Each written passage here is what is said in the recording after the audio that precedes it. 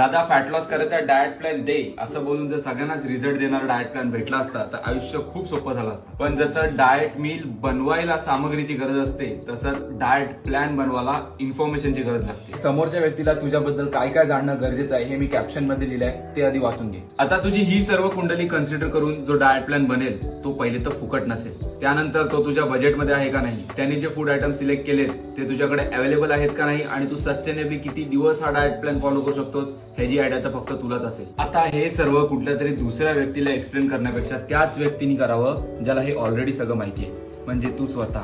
तू जे डेली बेसिसवर खातोयस, जे फूड तू अफोर्ड करू शकतोस त्याच फूडची क्वांटिटी वर खाली करून एक रिझल्ट आणणारा डाएट प्लॅन कसं बनवायचं हे तुला समजवायला मी आहे.